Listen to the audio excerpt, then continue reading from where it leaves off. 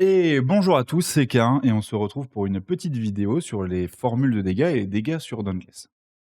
Alors, la base de la base pour commencer, il y a 5 types de dégâts sur Dauntless, les dégâts sur la vie du Behemoth qui sont en blanc, les dégâts aux membres qui sont en jaune, les dégâts étourdissants qui sont en bleu et les dégâts mutilants qui sont en rouge. Les dégâts élémentaires qui n'apparaissent jamais, c'est le 5e type de dégâts et pour info, c'est celui qui permet d'électrocuter, enflammer, geler un Behemoth. Première Premier point d'attention, et c'est quelque chose sur lequel je vais beaucoup insister, chaque type de dégât est complètement autonome. Chaque type de dégât a sa propre formule, complètement indépendant des autres types de dégâts. Et on va pas prendre les dégâts sur la vie du Behemoth, par exemple, multiplier par quelque chose pour avoir les dégâts jaunes. Chaque type de dégât a sa propre formule. Deuxième point d'attention, qui est très important et qui est aussi la base de la majorité des erreurs que je vois dans les builds, c'est que vous allez pouvoir infliger souvent les 3 types de dégâts en même temps. D'ailleurs, vous pouvez même infliger les 4 types de dégâts en même temps avec, le bon build. Néanmoins, les dégâts jaunes et les dégâts blancs, eux, ne s'affichent jamais en même temps. Quand vous allez attaquer un behemoth et que vous allez taper sur une queue qui n'a pas été cassée, par exemple, vous verrez les dégâts aux membres en jaune, mais vous ne verrez pas les dégâts aux membres, enfin les dégâts blancs, pardon, pas les dégâts aux membres blancs, les dégâts blancs. Si, par contre, vous attaquez ce même behemoth une fois que la queue est cassée, là, vous verrez les dégâts blancs. Ce qui veut dire que augmenter les dégâts jaunes et augmenter les dégâts bleus par la même occasion, ça ne sert à rien. Je vois beaucoup de gens qui veulent maximiser les dégâts, qui demandent à maximiser leurs dégâts, qui proposent des builds qui maximisent leurs dégâts en mettant aiguisé, tempête de lame, assommoir ou ce que vous voulez. C'est nul. Je dis les mots, hein, voilà, je n'ai pas peur de le dire, c'est complètement nul.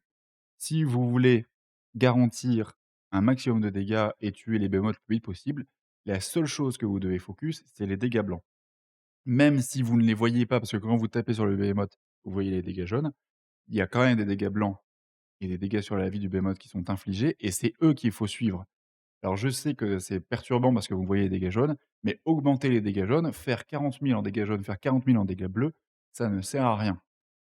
La seule occasion qui vous permettra d'augmenter les dégâts aux membres avec aiguisé, tempête de lame, et cetera, c'est si vous voulez farmer les membres d'un behemoth, si vous voulez avoir les butins d'un behemoth.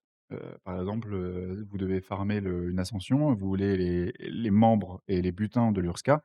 Là, oui, vous mettez aiguisé, ça réduit les dégâts sur la vie, ça augmente les dégâts jaunes. Le behemoth vit plus longtemps, vous pouvez casser plus de membres, c'est très bien. Sinon, c'est nul. Voilà, et je le redis une fois, parce que ça fait plaisir, c'est nul. Alors, rentrons dans le vif du sujet maintenant. Les formules. Alors vous avez les formules ici et je vous ai mis ici l'explication de chaque variable. Vous avez encore une fois les explications de chaque variable pour les autres types de dégâts, mais j'ai pas remis, voilà les mêmes parce que en fait, par exemple base, vous l'avez ici, c'est la même chose, hop, donc je les ai pas remis, j'ai juste mis les spécificités. Je vais essayer d'aller vite parce que sinon la vidéo elle va durer très longtemps. La formule c'est la suivante: vous avez base, base flat, heal flat, vous avez laissé tomber, ça n'existe plus. Attaque type mult, on va le voir ensuite et marksman, vous laissez tomber. Base, c'est les dégâts de base. Chaque arme, chaque coup dans Dauntless est déterminé. C'est-à-dire que vous avez les mêmes dégâts de base à chaque fois. Je vais vous mettre en description, le lien vers ce site, c'est le codex. Je vais vous mettre aussi d'autres ressources, mais qui seront malheureusement en anglais parce qu'il n'y a pas beaucoup de Français qui font du contenu sur Dauntless. Hem Donc ici, dans la catégorie armes, si vous cliquez, sur, Shelnam, vous allez arriver, ici et en fait, ça vous donne une fiche avec beaucoup d'informations sur les armes. Là, par exemple, vous voyez, j'ai aussi la fiche, Stats.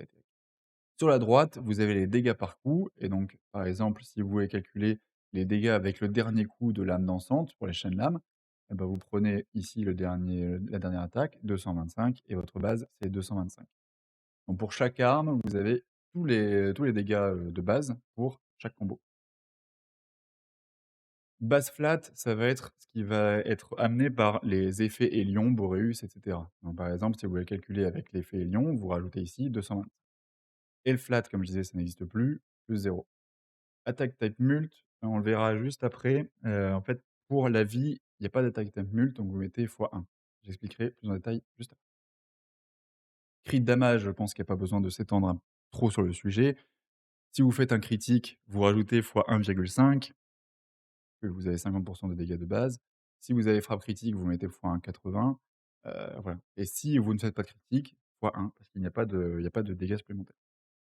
Le raw damage mult, on va y repasser, quelques secondes supplémentaires parce que c'est encore une fois important. Le raw damage mult, c'est les multiplicateurs qui vont être amenés par les cellules et les effets qui ne sont pas spécifiques à un type de dégâts. C'est-à-dire, assommoir et aiguisé, ça va être spécifique, dégâts étourdissants et dégâts membres, c'est marqué dans la cellule, hein, c'est augmente de 30 les dégâts aux membres ou augmente de 30 les dégâts étourdissants. C'est donc spécifique, ce n'est pas un raw damage mult. Par contre, prédateur, rage, berserker, vous pouvez regarder, c'est juste marqué que ça augmente en pourcentage les dégâts, et juste marqué les dégâts. C'est donc un raw damage mult. Là où je veux réinsister, c'est que si vous augmentez les dégâts sur la vie, avec du coup, le raw damage mult, donc si vous mettez prédateur, et ben, en fait, le raw damage mult, vous allez le retrouver dans chaque formule, ici et ici. Ce qui veut dire que en prenant prédateur, vous allez augmenter de 35 les dégâts sur la vie, mais vous allez également augmenter de 30 les autres types de dégâts. Si vous prenez aiguisé, qui va se retrouver ici, on va le voir plus tard, vous n'augmentez que les dégâts aux membres. Donc encore une fois, c'est nul. Voilà. Prenez prédateur, vous augmentez tous les types de dégâts et le monde s'en porte mieux. Ensuite, pour terminer, vous avez le Power Mult. Alors le Power Mult, j'ai déjà fait une vidéo dessus, elle est assez longue, mais elle explique vraiment bien. Donc je vais la remettre en description. Pour ceux qui ont la flemme, on se retrouve toujours sur le codex. Dans calculateur, vous avez soit tableur, soit comparateur de puissance d'arme qui vous amène ici. Vous renseignez ici les cases jaunes avec quel type d'arme vous avez, votre puissance de seigneur, etc. Et ensuite, vous comparez par rapport au Behemoth. Donc par exemple, si c'est un Behemoth de niveau 2, hop, on a x2 de dégâts. Si je prends une arme élémentaire, je veux juste vous remontrer quelque chose qui est très, très, très, très, très important. Si j'affronte un Behemoth givre avec une arme de feu, je lui fais 129, donc s'il est niveau 17, je lui fais 129 de dégâts. Par contre, si j'affronte ce même Behemoth de givre avec une arme de givre, je lui inflige 89 de dégâts. Soit il y a une différence de 40. Donc encore une fois, si vous devez construire un build et que vous savez que vous affrontez un behemoth de givre, la première chose que vous devez faire, c'est prendre une arme de feu et ça sert à rien de réfléchir aux cellules et cetera. La première chose à faire, c'est je prends une arme de feu parce que l'avantage élémentaire, c'est le truc le plus important sur Dauntless. Voilà, donc ici après, bah, vous récupérez votre power build. Marksman, on laisse tomber. Pour les autres types d'armes, pour les autres types de dégâts pardon, vous avez quelques spécificités que je vous marque là. Donc vous avez le par damage mult qui augmente donc les dégâts, spécifiquement aux membres, donc avec aiguisé. Vous avez le part flat avec tempête de lame ici et vous avez le acidic penalty. Si vous jouez acide, ici c'est fois 0,5. Donc encore une fois, c'est pas un transfert de pourcentage de j'inflige moins de dégâts ici avec acide et donc je le passe ici. Chaque type de dégât est complètement indépendant et a son propre calcul. Donc voilà pour les dégâts aux membres. Pour les dégâts étourdissants, vous avez, donc encore une fois un stagger damage mult, donc là c'est assommoir, c'est spécifique aux dégâts étourdissants et vous avez un stagger flat, je me rappelle plus du nom, c'est frappe lourde je crois, ouais c'est frappe lourde ici. Vous avez 2 spécificités sur les dégâts étourdissants, le stagger resist, donc c'est expliqué ici, c'est une réduction fixe aux dégâts étourdissants allant de 80 à 105 et ça augmente à chaque fois que vous étourdissez un behemoth. Donc quand vous attaquez un behemoth, les premières secondes du combat, vous avez un stagger resist de 80. Si vous l'étourdissez une fois, 90, après 100, après 105. C'est pour ça que les armes lourdes, qui infligent des gros dégâts, étourdissent plus vite que les armes rapides, parce que les armes rapides, subissent de plein fouet ce stagger resist. Vous avez ensuite la hit zone et pour la hit zone, c'est pareil, vous allez dans le codex, c'est zone d'attaque en français, il est là et donc vous prenez ici le pourcentage qui est affiché en fonction de la zone que vous tapez et du behemoth. Donc si j'attaque le Karabakh sur sa tête, ça fait 150. Par contre, si j'attaque le Hélion sur ses pattes avant, les pattes du T-Rex, ça fait 0. Voilà, donc vous pouvez vous référer à cette fiche. Ensuite, vous avez les dégâts mutilants, ça c'est les plus simples, c'est exactement le même calcul, sauf que vous avez un wound damage mult qui vient de acide, donc fois 1,5 et ici, wound flat, c'est barbelé, si je me trompe pas. Voilà. Donc je suis passé assez vite ici, mais encore une fois, l'objectif c'est d'augmenter les dégâts sur la vie. Le reste, c'est nul. Voilà. Donc maintenant qu'on a nos formules et qu'on a expliqué un petit peu comment c'était les variables, on va, faire un cas concret parce que c'est beaucoup plus formateur pour tout le monde. Donc ici, vous avez un cas concret, je vous ai remis la formule ici. D'ailleurs, on va changer la couleur comme ça sera un peu plus lisible. Je vous ai remis la formule ici et donc le calcul au-dessus. Et donc en dessous, je vous ai mis les composants, voilà, avec, par exemple les cris de damage, c'est bien de frappe critique, discipline et cetera pour, voilà, que ce soit simple à comprendre. Donc ici, on a pris un cas concret, on est au CEST, on fait un coup critique sur un Numberman qui est, interrompu et comme vous voyez, c'est des dégâts blancs, hein, ici. Donc, et ben, c'est très simple. On commence par aller dans la fiche, ça c'était Eric, c'est ce combo-là qui a été utilisé, la première attaque, ça fait donc 185. Je mets donc 185 dans les dégâts de base. J'ai ni le bonus Hélion, ni le bonus Boreus, donc ici je mets 0. Place flat, on a dit qu'on s'en fichait, donc on met 0. Attaque mult, on met 1 et hop, ça fait déjà 3 colonnes de remplies. Crit damage, donc ici, comme vous voyez, j'ai pris 2 exemples, un exemple avec critique, un exemple sans critique. Si je fais un coup critique, comme j'ai frappe critique et discipline, je fais donc fois 1,9 parce que j'ai donc les 50 de base, plus 30 de critique, enfin frappe critique, plus 10 de discipline. Donc 1,9. Si je fais pas de critique, ça fait 1.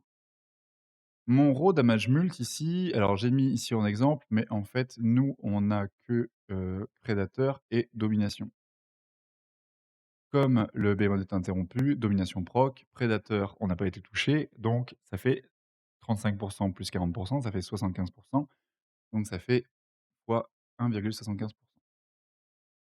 Mon power mult, comme vous pouvez le voir, on est organisé ici, parce que comme je vous montrais tout à l'heure, si je prends un behemoth de niveau 2, avec les informations que j'ai mis ici, j'ai un power mult de 200. Je calcule ma ligne, ça fait 1230, je calcule ma ligne, ça fait 647, donc si je fais un coup critique, ça fait 1230 et si je fais pas de coup critique, ça fait 647 et oh! Miracle de miracle, dans notre exemple ici, on est bien tombé sur 1230. Donc comme vous le voyez, c'est pas du pipeau ce que je raconte. Quoi que vous fassiez dans le jeu, si vous faites les calculs, vous retombez pile poil sur les dégâts que vous infligez en jeu. Voilà, c'est pile poil précis, ben vous voyez, hein, 1230, c'est pas du pipeau. Maintenant, vous allez me dire qu'un c'est bien beau tout ça, mais moi je m'en fous, en fait, de calculer 1230. Ben, en fait, pas tant que ça, parce que ça peut vous permettre de comparer des builds et donc là, on va s'amuser à comparer des builds. Alors, ça fait beaucoup de tableaux déjà, mais bon, malheureusement, il faut mettre les doigts dans le cambouis. Pour ceux qui veulent, on peut faire beaucoup plus compliqué, et faire, vraiment par attaque et cetera, mais c'est pas l'objectif, on va essayer de faire simple. Mes hypothèses, c'est les suivantes: j'ai 20 de chance de critique et j'ai un combo que je vais faire à l'infini, voilà. Ma première attaque, ça fait 160, ma deuxième attaque 185, ma troisième attaque 210. Donc une moyenne de 185. Comme vous voyez, on a essayé de pas faire les choses à moitié parce qu'on retrouve notre 185 qu'on a utilisé à l'onglet d'avant. Je vous ai remis la formule pour pas vous perdre et donc je reprends mon calcul, hop, c'est exactement le même qu'avant, je retombe sur mon 1230 et mon 647. Sauf que, en fait, si je le fais à l'infini, il faut que je prenne en compte que, ben, en fait, j'ai une chance de critique et une chance de pas critique. Ma chance de critique, c'est 20, ma chance de pas critique, vous le conviendrez, c'est assez simple, c'est l'inverse, donc 80. Ce qui fait que, en fait, si je prends enfin, si je pondère les dégâts que je fais ici avec mes chances de coup critique, donc là, je multiplie juste, en fait, 1230 par 20 et ici pareil, je additionne tout ça, ça me fait 764,05. Donc c'est-à-dire que si j'enchaîne ce combo à l'infini, chacune de mes attaques fera en moyenne 764 en prenant en compte, mon, rodage mult et ma chance de critique. Du coup, on peut comparer des builds. Donc là, je vous ai comparé 2 builds, test 1 avec rage et test 2 avec frappe critique. Donc c'est exactement la même chose, j'ai repris mon 185, ici comme j'ai pas frappe critique, j'ai un 6 et ici comme j'ai frappe critique, j'ai un 9. Ici comme j'ai rage, j'ai 2,35 et ici j'ai 25 en moins vu que j'ai pas rage, ça fait 2,10. Même chose, je calcule donc, mes résultats et après je pondère et je trouve 460 et 458. Donc on peut comparer les builds. Il y a d'autres choses à prendre en compte derrière, hein, bien sûr, mais on voit que c'est à peu près équitable. Le problème, c'est qu'après, bah, ici, vous avez un rage qui va vous demander de perdre prédateur pour l'activer. Donc après, il y a d'autres choses à prendre en compte, hein, bien sûr. Mais si vous prenez en brut ces 2 builds, ça vous permet tout simplement, bah, de comparer si ils sont efficaces ou pas. Voilà. Donc là, vous allez me dire: «Bah, c'est bien beau tout ça, Karin, mais il y a un truc que je comprends pas. Il n'y a pas de vitesse d'attaque dans ce calcul». Et vous avez bien raison et c'est ce qu'on va voir juste après. Donc pour la vitesse d'attaque, je vous ai mis la formule ici, donc bien sûr, je vais vous mettre en description ce Google Doc, pardon. La vitesse d'attaque, c'est donc la le nombre de frames que prend une attaque. Donc chaque attaque de chaque combo de chaque arme a une vitesse d'exécution, on va appeler ça une vitesse d'exécution différente. Et donc cette vitesse d'exécution, il faut la diviser par un plus la bonus de vitesse d'attaque. Par exemple, si j'ai, 25 de vitesse d'attaque, ça fera 1 plus 0,25, donc 1,25. Prenons encore un exemple, je suis sûr que ça parle plus à tout le monde. Alors, j'ai repris exactement le même cas qu'avant, hop, donc on a, ici nos 1230 et nos 647 avec notre, dégât moyen de 764. La formule du DPS, c'est mes dégâts divisés par la vitesse à laquelle je fais mes attaques. Parce que si je fais, 2 attaques par seconde, par exemple, en fait, il faudra multiplier par 2. Voilà, donc on me fait ce calcul-là. Donc mes dégâts divisés par mon temps d'animation divisé par 1 plus AS_mult. Là où ça devient très compliqué et là où malheureusement vous allez me dire: «Mais non, K, on peut pas s'arrêter là, on peut pas s'arrêter en si bon chemin». Mais si, le temps d'animation est inconnu. Pour chaque arme, pour chaque attaque, pour chaque combo, le temps d'animation est inconnu. Comme je vous le disais, il y a beaucoup d'informations qui ne sont pas partagées par Phoenix Lab et le temps d'animation en fait partie de celles-là. Donc on ne connaît pas les temps d'animation pour les attaques. Vous pouvez les calculer vous-même avec, je ne sais quel outil, en vous recordant et cetera, mais c'est très, très long et très compliqué. Néanmoins, je vais vous montrer comment on peut calculer un DPS approximatif, mais surtout s'en servir pour comparer des builds avec le DPS. Vous allez voir, rien n'est perdu. Ici, j'ai pris, comme hypothèse, j'ai pris 2 hypothèses. Mon temps d'animation à 1 seconde, mon temps d'animation à 1 seconde et ici mon premier build à 25 et mon deuxième build à 30 de vitesse d'attaque. La formule que j'applique donc, c'est donc 764,05, donc ici, mon dégât par coup moyen, divisé par 1 plus 25. Et là, alors attendez, du coup, il y a en plus une erreur qu'on corrige, tout de suite, divisé par 1 divisé par 1 plus 0,30. Donc là, ça nous donne un DPS de 955 par seconde et ici un DPS de 993 par seconde. Ce DPS, il est bien sûr faux, parce que comme je vous le disais, on ne connaît pas le temps d'animation. Néanmoins, on peut se servir de cette valeur pour comparer des builds. Ici, j'ai pris, bien sûr, heu, enfin voilà, notre résultat, celui qu'on connaît, celui qu'on utilise depuis le début et je le compare avec 25 et 30. Alors forcément, le 30 il est mieux. Ici, je fais plus de DPS. La différence, elle est de 4. J'ai 4 de DPS supplémentaires avec les 5 de vitesse d'attaque supplémentaires. Oui, parce que c'est dégressif. Encore une fois, vous aurez un petit article dessus dans, le codex. Mais en fait, ce que je veux vous montrer, c'est que ici, si je prends un temps d'animation, par exemple, de 2, donc là, vous voyez, ça a mis 2 partout, hein, 2. Bah, en fait, effectivement, j'ai pas le même DPS, mais j'ai la même différence. Si je prends 10, j'ai pas le même DPS, encore une fois, mais j'ai la même différence. Ce que je veux dire, c'est que en fait, si vous prenez 2 builds différents, que vous comparez donc vous mettez la vitesse d'attaque, vous comparez les 2 avec un temps d'animation similaire, donc 1 et 1.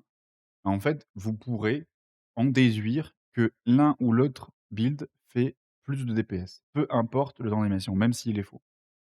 Donc je répète, pour ceux qui n'ont pas compris. Le DPS que je calcule ici avec cette formule est forcément faux. Et encore une fois, vous me direz qu'un, ce n'est pas possible. Il faut trouver une solution, mais il y en a pas. Elle est beaucoup trop complexe. Donc on prend un temps d'animation fixe, 1 seconde, qui vous permet de calculer un DPS théorique. Ce DPS théorique, vous ne le retrouverez pas en jeu, vous ne le retrouverez pas en terrain d'entraînement, c'est impossible. Enfin, peut-être qu'il y a des temps d'animation d'1 seconde dans le jeu, j'en sais rien, mais c'est impossible parce que c'est faux. Néanmoins, ce que vous pouvez faire, c'est utiliser un temps d'animation de 1 seconde, en mode on s'en fout, mais comparer 2 builds. Ce qui fait qu'en fait alors attendez, ici par exemple, si je reprends mes builds, d'avant, j'ai, 460 et 458. OK? Donc ici, on va modifier, hop, on va mettre 450 et mince, je me rappelle plus, 458. On s'en fout de ce que je tape, mais l'objectif, c'est juste de se dire: «Ici, je vais mettre 30, OK. Ici, je vais mettre 25, et donc en fait, ici, même si, ce build pardon, attendez, je vais pas vous perdre. Même si ce build a un dégât moyen inférieur, donc 450 au lieu de 458, ben, en fait, comme il a plus de vitesse d'attaque, il fait plus de DPS et ça, c'est vrai. Ça, c'est vrai parce que le temps d'animation, comme il est le même et il ne n'influe pas sur le calcul, du DPS comparativement entre les 2 builds. Donc vous pouvez calculer votre DPS et comparer des DPS entre 2 builds. Ça ne sera pas faux, il vous suffit juste de prendre le temps d'animation similaire et donc là, on voit bien, ici, j'ai 450, ici j'ai 458, donc on peut se dire: «Lui, il est moins avantageux parce que mes dégâts, enfin mes attaques feront moins de dégâts en moyenne». Néanmoins, comme ici j'ai 5 de vitesse d'attaque supplémentaire, en fait, en moyenne, le DPS qui sort, rend ce build là favorable. Voilà, c'est tout ce que je voulais vous dire sur les dégâts et les formules de dégâts. J'espère que ça vous aura aidé. Hésitez pas à poser vos questions en dessous. Comme je vous disais, il y a encore beaucoup de ressources que je vais mettre en description de la vidéo, donc n'hésitez pas à aller piocher dedans et voilà, encore une fois, bah, n'hésitez pas à poser vos questions, j'y répondrai, en commentaire, il y a aucun problème. Voilà. N'hésitez pas aussi à vous abonner à la chaîne. Comme je vous disais, je travaille sur une série de vidéos qui s'appelle «Comment progresser sur Dauntless», où je vais vous donner, ben, quelques conseils, quelques astuces pour progresser facilement sur Dauntless et atteindre, un bon niveau, voilà. Voilà, c'était K1, merci d'avoir suivi la vidéo et bah, bonne chance, sur les terrains de chasse. Ciao.